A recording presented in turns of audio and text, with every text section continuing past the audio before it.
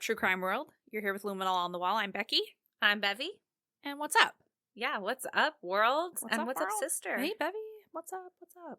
Well, Bev, do I have something to share with you today? Okay, let's go. Okay, I got my first sextortion email. Do you know what sextortion is? No. What? Like, I feel like a sexy, like someone trying to, like, use you for services or something. For sexual services. Like, you're kind of close. Like, you know, extortion? Yes. It's like that, only sextortion. Okay, give me the deets. Okay, so now it was a scam, first of all, but you know when you read something and you're like, your face goes a little hot and you kind of freak out for a brief moment? Oh, yeah. Until you realize, oh God, that's a scam. That's what happened to me. So I got this email a couple days ago and I kid you not, it started with, "Hey, pervert." And I was like, oh my God. What? You're like, why would anyone be calling me a perv? Yeah, so I'm like thinking maybe one of my friends just decided to email me because why would anyone say that? Yeah. But then I kept reading and it was like, "You've been naughty and I saw everything on your webcam." And I was like, oh my God, I just got a webcam. What the fuck? And it's like, "I know what porn you've been looking at, you naughty, naughty bitch." Okay? And it's like, "I have all the video of you masturbating to all these disgusting videos." And I was like, oh my God, what? And then you think of all the things that maybe you've done or haven't done. And you're like, let me just like log the last couple times I was masturbating. Where was I? Yes. When was happening? Right? You're like, okay. Was I in front of my webcam? And you know what the answer was? Definitely not. Definitely not. And because I'm always so scared that someone is going to hack my webcam, I literally have a camera. Like, look right now. It's covered. It's covered. Because no one's going to watch me work out. No one's going to watch me work, type my podcast. Like, that's what I do in front of my webcam. You know, it's just not what I do. I have one on my Chromebook. See? Yeah, of course. Yeah. So I get that people are into all types of things and I'm not judging, but then you literally sit there and you're like, what have I watched that was so perverted to like get this freaking email? So when did you like realize this is a scam? Probably pretty quickly then, hey? Well, at first I panicked and I said, "Jamie, read this." And he read it and he burst out laughing. He's like, "Becky, it's a scam." And I was like, oh, thank God. Okay. Because you're so naive though. Like, that's so cute. Yeah. Well, I was really worried. I'd be like, oh my God, what? Did I do something inappropriate? And you literally try to go through your memory and it just kind of gets a little, you know, muddled together. Because you're kind of panicking. And then I kept reading the email and it says, "If you don't want your friends and family to see you being a pervert, send me $1,500. I was like, you fucking idiot. I was like, are you talking to yourself? Like, I should have read the rest of the email? Well, a little bit because I did panic and my face felt like it went numb because I was just freaking out. But yeah, I was like, Becky, of course it's a scam. Of course. Of course it's a scam. And then I was like, joke's on you. Even if I believed it, I didn't have $1,500 to give you. I just paid all my bills. Yeah. Sucker. That's right. So, you know, but it was scary and I can see how, you know, if someone maybe had some dirty little secrets, you know, they might get scared that their family could see it. Absolutely. And pay the $1,500. Well, the fact that you got so nervous and had to talk to Jamie makes me think, Becky, maybe you are a naughty bitch.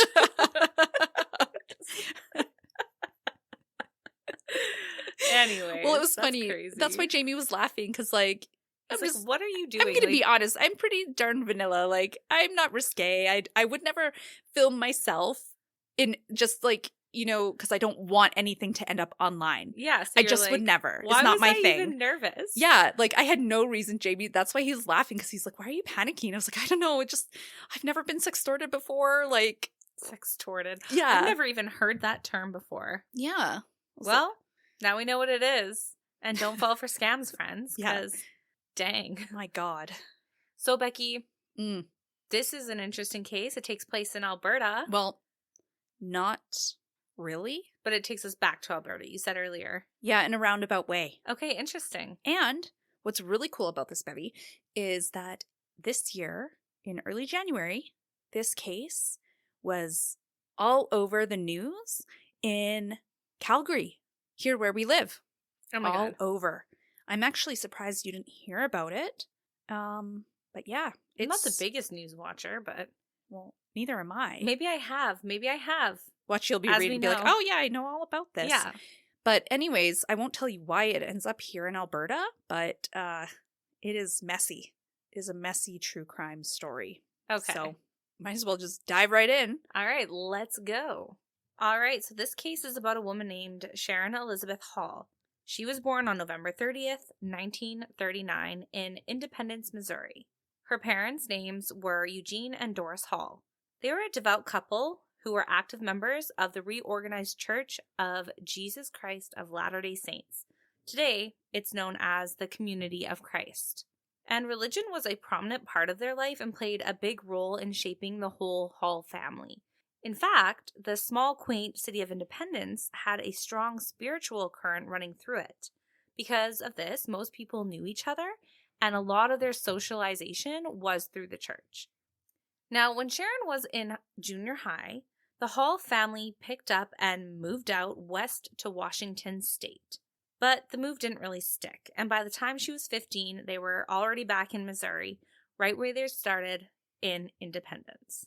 And around the summer of 1956, Sharon was 16 years old, and this is when she met a guy named James Kinne at a church event.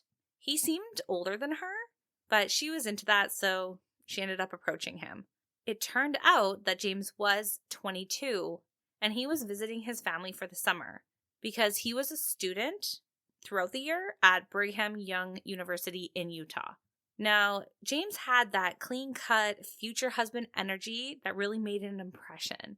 So Sharon told James that she was 20 years old and that she was also attending university, but that she was just taking some time off to be with her family.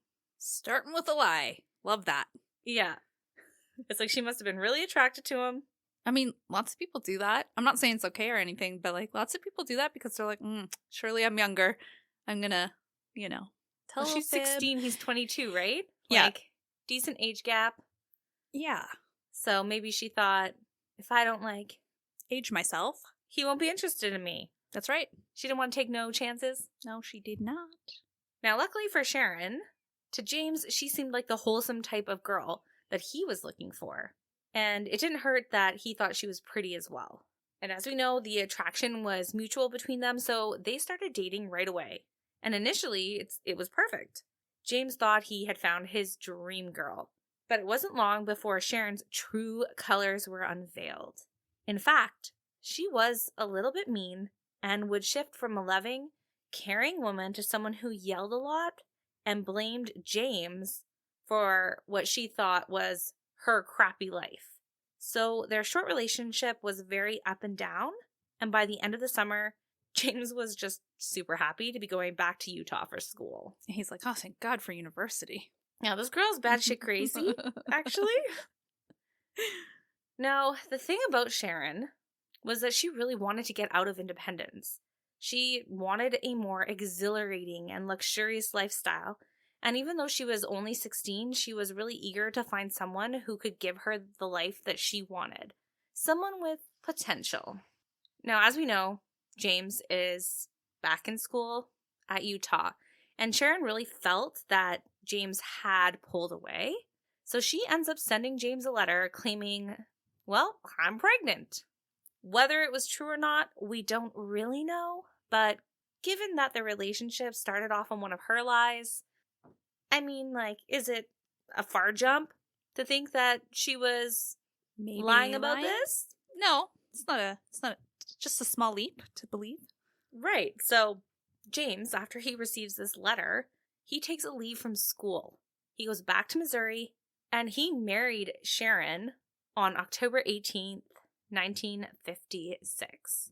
And now to some, this marriage might seem like they're rushing it, but one, it's in the 1950s, and two, James was a Mormon man, and he believed in his faith, and he thought that this was the right thing to do. For sure. Especially because, obviously, they had sex before marriage. And that's, especially in the 50s, a little frowned upon, especially in religious families and communities. You marry them. It was common. 100%. So at around the time of their marriage, James believed that Sharon was in her 20s, as we know. But he quickly learns that his wife was only 16 years old. So he feels really deceived and contemplated ending the marriage before it really even started. But his parents convinced him to stay. And they were under the impression, they had a baby on the way. So, again, the right thing to do.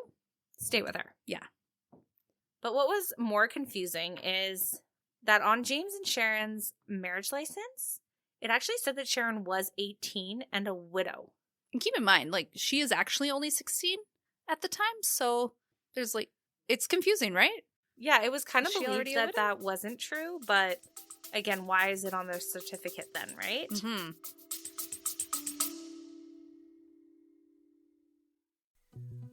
Hello, my name is Kristen Rigadel, and I'm a licensed insurance broker across Canada and in the United States. But I want to ask you a question. Is life super predictable? No, there's always going to be curveballs in life, but there's two things that I can guarantee you. One, we're all going to have to pay taxes, and two, we're all going to die. I know, it's morbid, right? But it's true. And that's where life insurance comes in. Life insurance is a selfless act. At the end of the day, it's meant for your loved ones in the event you were to pass away unexpectedly. And not that money can ever replace us, but I always liked the idea of leaving some money behind for my brothers, whether that be for their college education, or a down payment on a house, or even just time off of work to grieve. Because the last thing I would want for my family is to have to go to work and pay the bills while they're grieving. And so life insurance gives you the peace of mind that no matter when you pass away, your loved ones are taken care of. With flexible plans, affordable premiums, and coverage that fits your unique needs, I do the shopping around for you so that you can get the protection without the hassle. Because taking care of your future doesn't have to be complicated. If you'd like to discuss options, you can send me an email at krigadel15lrxc@wfgmail.ca or give me a phone call at 403-785-7670 to learn more and get a free quote today so you can live tomorrow with peace of mind.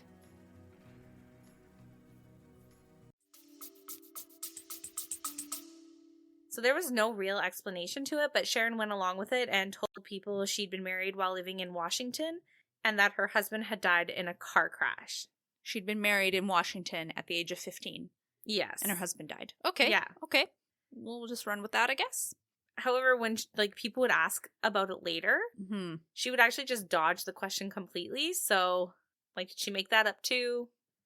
Well, I think she obviously did. Because it sounds a little ridiculous. But maybe as she got age. older, the lies were harder to tell. Who knows? Yeah, maybe she forgot. I don't know. So the following year, the Kinnes held a second wedding, and this one was more formal. It was held at the Salt Lake Temple in Utah after Sharon converted to the Church of Jesus Christ of Latter-day Saints and became a Mormon. Right, Bev. Now, that probably sounds like what she grew up as, but just in case anyone was wondering, it's a different denomination, and they're just slightly different. Don't ask me the details. I did not go on a deep dive into that, but it was enough of a difference that she actually had to convert Yes. to being a Mormon. And just from what I know about some of my Mormon friends, I would say is if you are not in the religion, you cannot get married in the temple. Right. So to have that formal experience, she Mhm. would have to absolutely Convert. Yes. Yes. Now, around this time is when Sharon and James would have expected their first child, but sadly, Sharon said she had suffered a miscarriage. James, of course, was devastated, and even though he was a little unsure of his marriage, he had always been pretty ecstatic about being a father. So this hit him in the soul. Yeah, it did.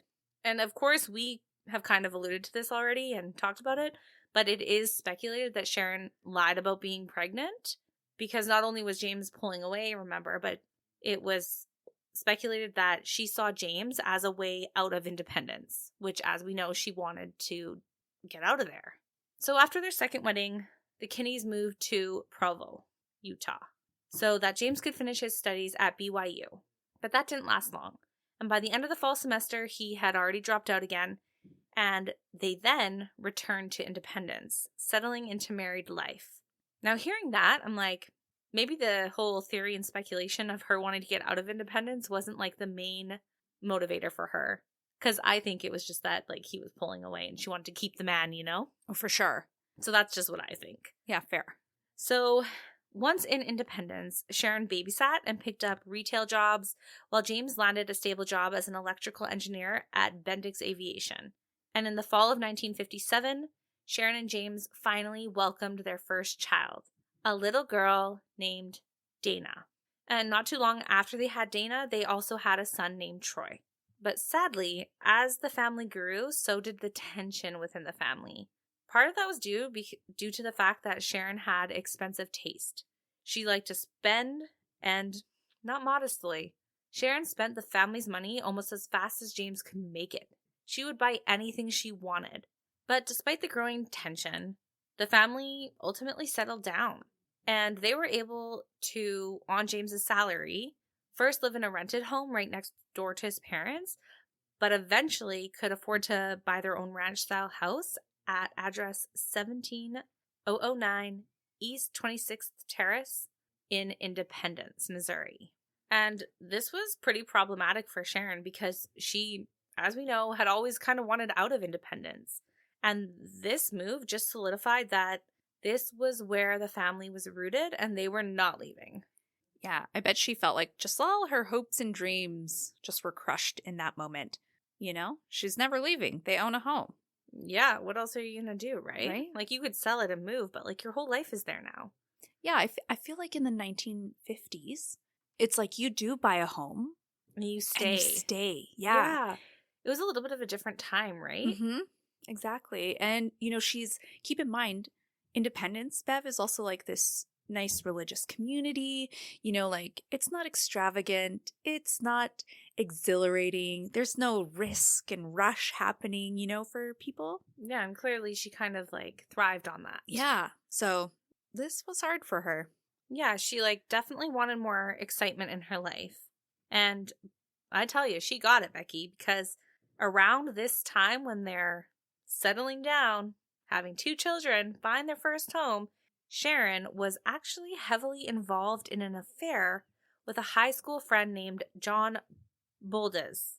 And this was not just a fling, this was a full-on relationship behind James's back. And by the early 1960s, James had had enough of her bullshit, and he was seriously considering divorce. He was frustrated by Sharon's reckless spending and was more than suspicious about her infidelity. So on March 18th, 1960, James told his parents that he was seriously contemplating a divorce and that Sharon had agreed to one if he let her keep the house, gave her full custody, and paid her $1,000 in alimony. So to put that a little bit in perspective for everyone listening, in today's standards, that would be the equivalent of like $10,600 in alimony. So that's every month. Yeah, so this is a huge alimony payment. Like, she wants it all. Yeah. Like, gosh darn it. Like, how dare she? Sharon, right? He's a good father, for crying out loud. How dare you? I know, and you're like, you're the one that's cheating, you're the one that's lying, you're the one that's spending all the money. Yeah, like how, you greedy bitch. Right? How can you put these demands on someone when you're so in the wrong? Ugh. People do the craziest shit, Becky. That is the truth. All for money. Yeah. Sex. And drugs. Yeah, I honestly didn't think that's where you were going, but yeah. So James's parents, as we both know, were devout members of the church. And so what did they do?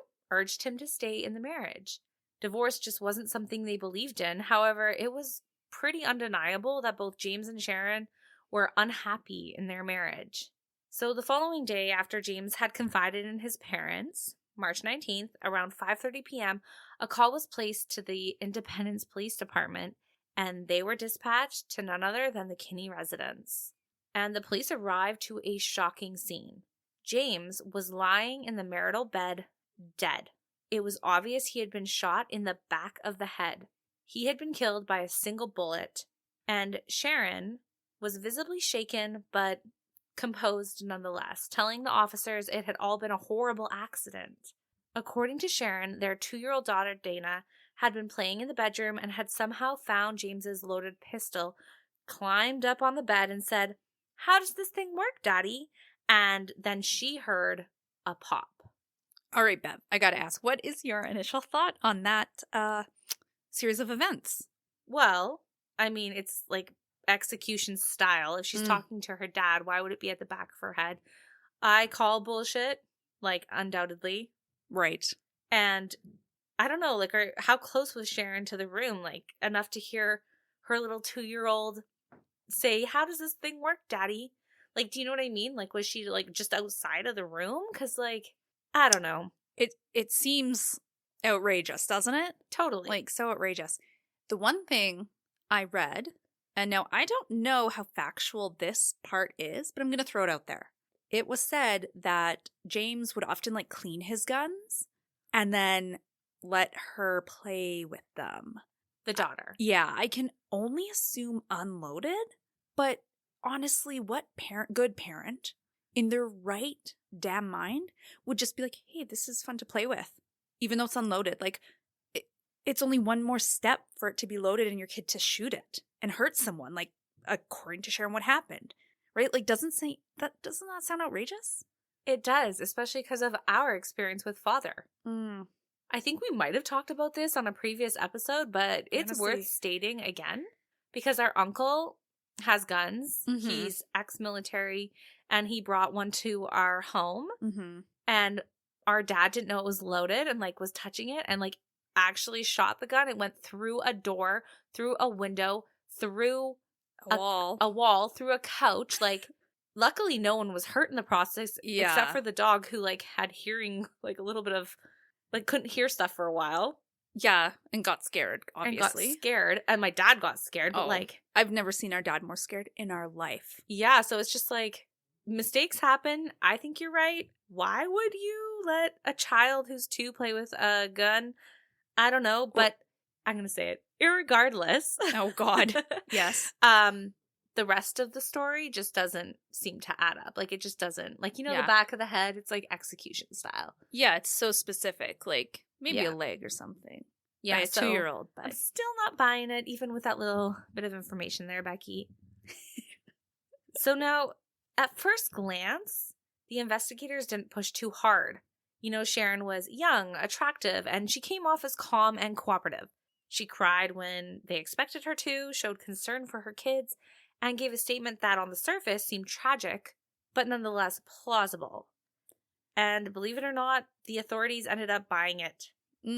At the end of the day, James's death was ruled an accidental shooting. No charges were filed. James was buried, and Sharon was left a young widow with 2 small children and a $29,000 life insurance policy in her name.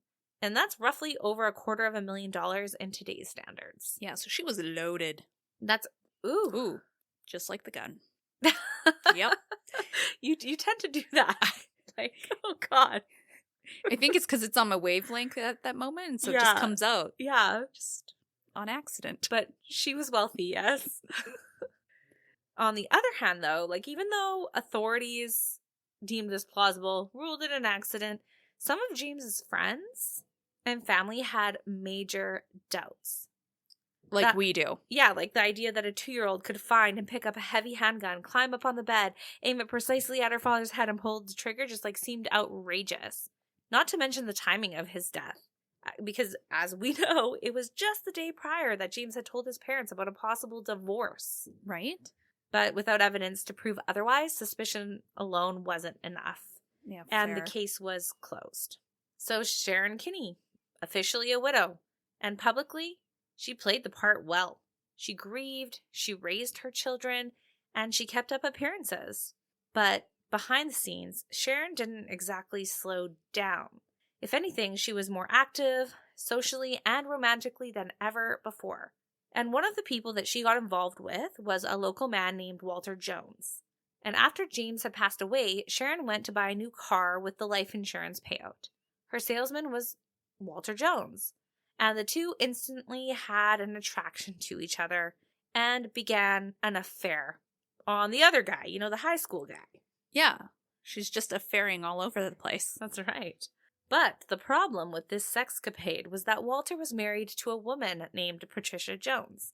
And Patricia was a 23-year-old and Patricia... Or Delicia. was the best stripper in town. And with the swing of her hips, she started to strip. Does that ever make you wish your name was Patricia? No. Oh, no. You know, I don't think many people know that song. I've sung it more times than I'd like, but no one seems to know it except you. Because of our mother. Thanks, ma'am. Thanks, ma'am. So, sorry, going back to Patricia. She's a 23-year-old mother of two who worked as a file clerk for the IRS. And poor Patricia had no idea what was going on behind her back. So in May of 1960, Sharon invited Walter to join her on a romantic trip to Washington. Just the two of them. Oh, Lordy, look at me go. That's on the music quotes today. We can make it if we try, just the two of us. Just you and I. Unfortunately, Walter declined. So he wasn't able to go on a trip without his wife being suspicious. That's as right. we just said, she had no idea. So this would be... Red flag. Yes. Yeah. However, Becky, the problem with this rejection is that Sharon kind of has the attitude that she gets what she wants. But not this time. Not this time. So instead of canceling the trip, Sharon went with her brother, Eugene. And sure, you know, she tried to play it cool, but underneath, she was upset, rejected, and stewing.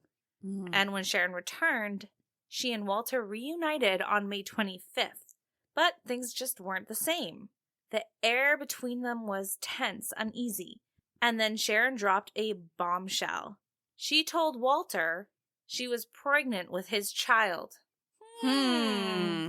Sounds familiar, Sharon. Yes, it does, doesn't it, Bev?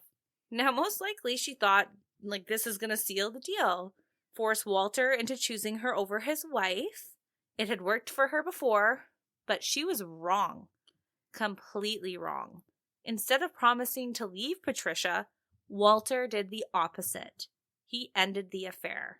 Now, you can imagine how this would make Sharon feel. No. Rejected. Ooh, to the max. Irate. To the max. And so on the following day, on May 26, 1960, Sharon called Patricia at work. She claimed that her sister and Walter were having an affair and would like to meet up later that evening to discuss it further. How maniacal. And poor, heartbroken Patricia agreed. And that's when Patricia lied to Walter, probably for the first time in her life, telling him she was going out because she had a meeting about a new potential job. However, when Patricia didn't come home that evening, Walter was very worried. And when she had not returned by the following morning, he was in a full-blown panic. He filed a missing persons report with the Independence Police and started making calls. He called her friends, her coworkers, and anyone who might have seen or heard from his wife. And that's when he got his first real lead. A few of Patricia's coworkers, people she had carpooled with, told Walter something odd. They said that Patricia had received a phone call earlier that day from an unnamed woman who wanted to meet up. And on the way home, Patricia asked to be dropped off at a street corner in town. And that's where they saw her get into a different car with a woman driver waiting nearby. Now, these coworkers didn't say they recognized the woman in the car, but they remembered enough to give like a general description. And when Walter heard it, he just had a gut feeling it was Sharon. So he calls her and he asks her point blank if she had seen or spoken to Patricia. And Sharon, well, she said yes. She is a mighty bold woman, Bev. I gotta say. Yeah, she really is. And she tells Walter that she had in fact met up with Patricia that day to tell her about the affair. Sharon claimed after they spoke, she dropped Patricia off near the Joneses' home and last saw Patricia talking to some unknown man in a green 1957 Ford. But of course, Walter isn't buying that. And after stewing for a bit on their conversation, he decides to go meet up with Sharon in person. He's desperate for answers. He's angry. He's kind of grieving his wife who is missing. And at one point, he admitted to getting so worked up that he held a key to Sharon's throat, demanding that she tell him the truth. And even with the threat of violence, she wouldn't tell him really anything about his wife. My God, Bev, I can just like picture that interaction like in my brain and like how maniacal Sharon is. If someone held a key to my throat and I was like, oh my God, I think they're gonna, stab my aorta or my, not aorta. What am I saying? What is it called? What is it called? In the neck. I forgot. Jugular. Oh, thank God. Thank God. That would have killed me inside if I truly didn't hear it. Anyways, if someone was threatening to stab me or slice my throat with a set of keys, I would probably tell anything. Like anything. I mean, like, fair. It would be a little scary, but again, it's like a key. It can do some damage. Yeah. It's just not as threatening as like a knife. Well, that's for sure. I mean, he's not trying to go to jail, Bev. Right. He seems like a decent, like, I don't know, decent. To some capacity, sure. I mean, he obviously cares about his wife. Greatly. Right. So that's what I'm trying to say, because as soon as I said decent, I was like, he did cheat on her, though. Fair. So she's in this situation because of his actions. That's for dang sure. So I was like, decent maybe isn't the right term, but either way, you can clearly see he's worried and cares about his wife. Yeah. And it's crazy that Sharon was like point blank, I'm not saying shit, mother effer. I don't care about your key to my throat. Yeah, she seems stone cold. That's right. So obviously, Walter had no intention of harming her. He's just more so desperate. Yeah. So they end up parting ways. And after they do so, Sharon calls none other than her old flame, John Boldiz. And she asks for help finding Patricia. And John obliges. Just hours later, shortly before midnight, Sharon and John drove out to a secluded area that Sharon recommended they search. And it was just about a mile outside of Independence, a quiet spot. The kind of place you'd only know about if you'd been there before. And wouldn't you know it, Becky? They found Patricia Jones lying in the grass, dead. I'm not surprised by this finding here, Bev. No, God, as soon as we knew Sharon, as soon as Sharon was calling Patricia, we knew what was going to happen. Yeah, we did. But she kind of just outed herself too, right? Like she drives right to the secluded place where there's a dead body. Like, what are the chances, Sharon? Right? I think she's, leading up to this point, I thought she was a little more calculated than that. Because why would you go show a dead body if you did that? Like, why would you take someone directly there? I feel like it's that classic case of someone who is psychopathic, just getting a little too confident and self-assured, Yeah. Being like, no one will assume it's me. Pretty old me who got away with murder before. That's right. I'm Sharon. Right. So when they find Patricia, she was wearing a black sweater and a yellow skirt. And she had been shot 4 times with a .22 caliber pistol.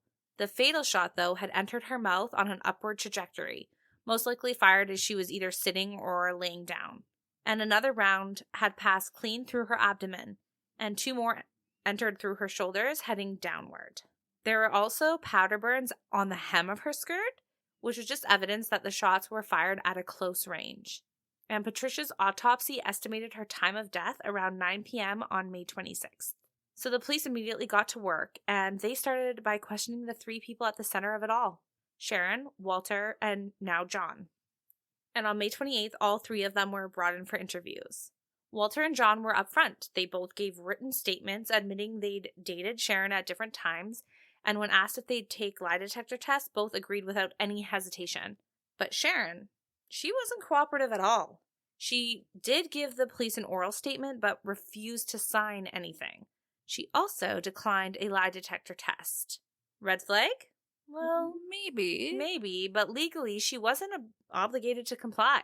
But, just because you're not obligated doesn't mean it's not the right thing to do, right? Exactly. So, on May 30th, Sharon was brought back in for more questioning, and John returned on the 31st. That same day, Sharon's brother Eugene was also interviewed, but he too refused to answer any questions. And while these interviews were going on, another team of investigators were hard at work at the crime scene. They were bound and determined to find that murder weapon, or at least the bullet that had passed through Patricia's body. So they combed the area thoroughly, sifted dirt, dragged nearby lakes and ponds. They even brought in a troop of Boy Scouts to help with the search. And eventually, they did in fact find a .22 caliber shell casing buried in the ground right where Patricia's body had been found. And this tiny details supported one major theory, that Patricia had been shot at the scene and not killed somewhere else and moved. But the actual gun? Well, that was still missing. And all of their searches came up empty-handed.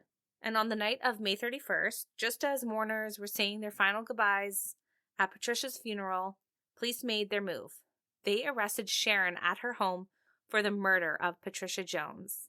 And the case didn't stop there, because that same night, the Jackson County Sheriff asked prosecutors to consider a second murder charge, this time for the death of James Kinne, Sharon's late husband, who had died just 3 months earlier under suspicious circumstances. They're like, well, if she killed someone else, maybe she actually did kill her husband. Yeah, and like in such a short time span too, in the similar method, like it's all just too fishy. It is. It's too fishy. Now, Sharon's legal team was led by Alex Peebles and Martha Sperry Hickman, and they moved fast. The very next morning, they filed a writ of habeas corpus challenging her arrest. And that afternoon, the court released Sharon on a $20,000 bond, pending a preliminary hearing set for June 16th. That's a huge bond. Like, remember how much we said the $1,000 was estimated? Yes. Like, in nowadays? Like 10,000. Yeah, right? so this is huge. It's like 200,000. I mean, it is only 20 because it's in the 50s, but that's a lot of money for then, is what I'm getting at. Now, correct, like, can you please explain to me what a bond is again? Like, I know, because, like, I think, like, if someone is high risk for suspicion of a pretty heinous crime, like, they get a really high bond. Yep. And then they can't pay it usually because it's so ridiculous. Yeah, so or they stay in prison. Yeah, or they have to go through a bondsman who like take that risk on. And so basically if they don't show up for like their next court case, then the bondsman is after you. Right. Big trouble. Big trouble. So why is she just released? Did somebody pay it? The bondsman. Oh, so she did get somebody to pay it. Well, she bonded out. Well, that's what paying it means. But yeah, like the bondsman paid it for her. Ah. And so she was released. But in all fairness, why would you let anyone suspected of murder out on bail? Bond. I know. Oh, bail. Bail bond. Yeah. Okay, That's sorry, why I Bev. was like, no, I was get like, it. why doesn't she get it? No, I literally was like, bond is a different word than I Mhm. remember. So I got all confused. But bail, bond, I get it. Yeah. Okay. So that same day that she's released, those scheduled polygraphs were finally administered to Walter and John. And the results, both were found to be truthful, confirming their suspicions about Sharon. And there were a couple other things other than her denying the lie detector test that really stacked against Sharon. Number one being, the police had gotten a tip. The man who worked with Sharon told investigators he had secretly bought a new .22 caliber pistol for her at her request back in early May. He said he had initially registered the gun in Sharon's name, but when she found out that it was in her name, she was very angry and demanded it to be changed to his name. Secondly, she was having an affair with Walter. Thirdly, she was the last person to see Patricia alive. Fourthly, Sharon's story changed multiple times. Additionally, I'm changing it up. I'm like, fifthly, I don't know how that keeps going. I'm like, is there a real word for it? Because if there is, like, I don't know it. Anyways, so her story changed multiple times. She seemed to have known where Patricia's body was. John, her lover, had told police that Sharon had once asked him to kill her husband James for $1,000, or if he wouldn't, did he know someone who could? Also, James Kinne had also been killed with a .22 caliber gun. Now, all of this is pretty circumstantial, and the police really lacked the physical evidence that they needed. Which sucks, because I feel like the circumstances, in regards to the evidence, it's just like, how could it not have been Sharon to kill both of them? 100%. Right? Like, just between you and I, Becky, she did it. Fuck yeah, she did it. But, of course, the police can't just go on circumstantial evidence, and they really started trying to find that physical evidence to put, the nail in the coffin and get her convicted of murder. Yeah. And when police searched Sharon's house, they didn't find the gun. But they did find an empty box. one that appeared to have held a firearm. And when asked about it, Sharon changed her story, first saying she lost the gun on a trip to Washington, then later saying it had simply disappeared, and then implying it had been stolen. Now, Sharon, not all of those three things can happen here. And I feel like if you lost your gun in Washington, I feel like most people would report it as missing or stolen or something, right? Yeah. Just, oh, shoot, I lost a gun. There's just another random gun floating around the world to kill people with. Yeah, so she's scrambling. I feel like that. Now, on top of it, the .22 caliber gun that James was killed with had been in police custody the whole time. But we do still have that coworker that admitted to buying the gun, so this is probably, most likely, a different one that she killed Patricia with. Right. Now, the original autopsy on Patricia, police and prosecutors were not impressed with. They felt key steps had been skipped, like the recovery of bullets from the body and a proper analysis of stomach contents to prove time of death. And I feel like that part is actually somewhat important, right? Because, for example, if they knew what Patricia had eaten for lunch or something like that, the day that she went missing, maybe through the stomach contents, they could tell if she was dead that day, or if for some reason someone held her captive overnight and killed her the following day, right? Yes. So it's like, what? Why wasn't that checked out, their autopsy person? I feel like the bummer about it is because the circumstantial evidence states Sharon being the last person to see her, so having that evidence could connect Sharon more closely to the murder. Yeah, it's just like one more little check mark. Be like, still looking suspicious, Sharon. Yeah, and it's like that story you said about her being seen with a unknown male could not possibly be true. Exactly. Or what have you. Yeah, you are correct. Now, the man who sold the .22 caliber gun to Sharon's co-worker friend, his name was Roy Thrush, and he tries to help the investigation. He took police to a tree where he'd allegedly fired test bullets from that gun. But when those bullets were dug out of the tree trunk and tested, they were inconclusive. They couldn't be matched to the bullets that killed Patricia. How unlucky. Yeah, just another, close call evidence, but not quite. Yeah, not no quite. Smoking gun. That's right. So the pathologist, on the other hand, Dr. Hugh Owens, he defended his work, saying he'd recovered one of the bullets and that the body had already been embalmed by an undertaker before the autopsy even began.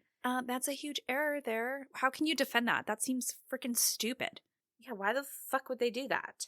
Right? Because that means that, if there was any toxins in her body, stomach content, it just wouldn't have been that reliable, Because embalming fluid, that, it preserves the body. It changes the chemical compounds of everything. Considering it's a freaking murder, why would that be the choice they made? It's absolutely ridiculous.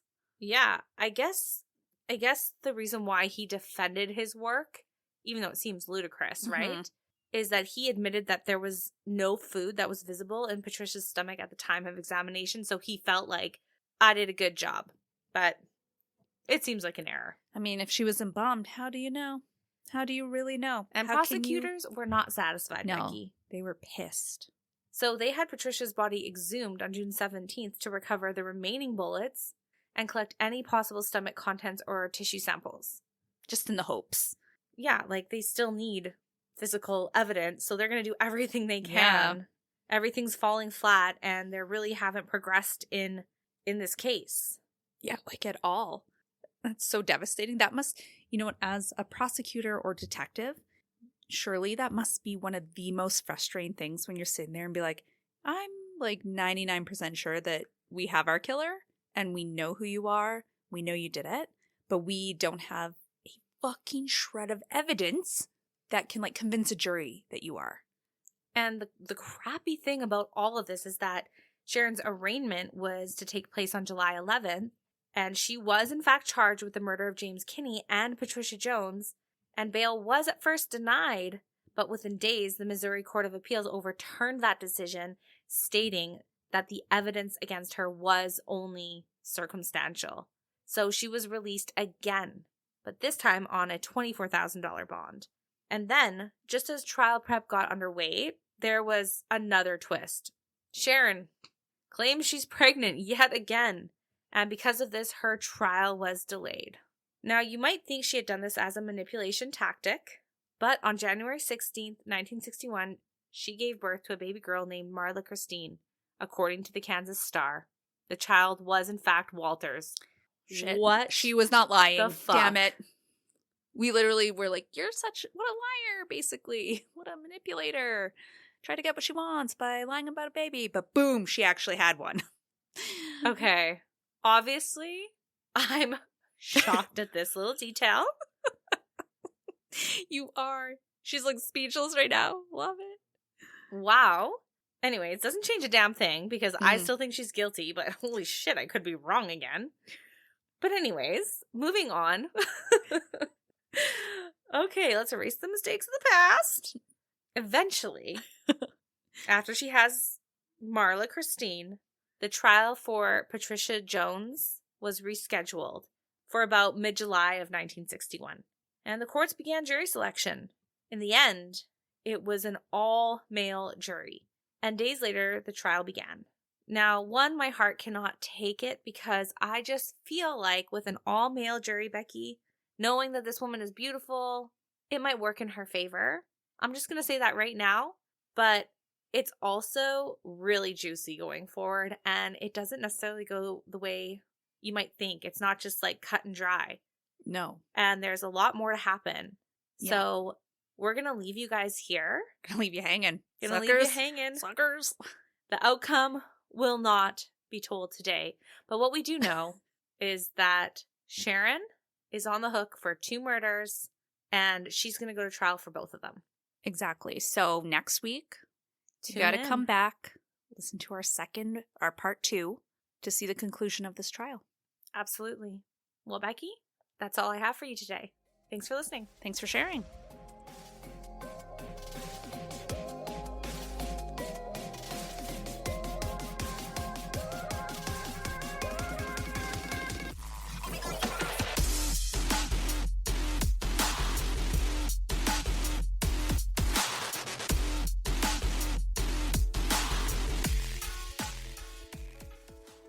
And just your weekly reminder to download our weekly episodes, follow us on Spotify or Apple Music or whatever streaming platform you listen to us on, and give us a follow on our social medias. You can find us at Luminol on the Wall.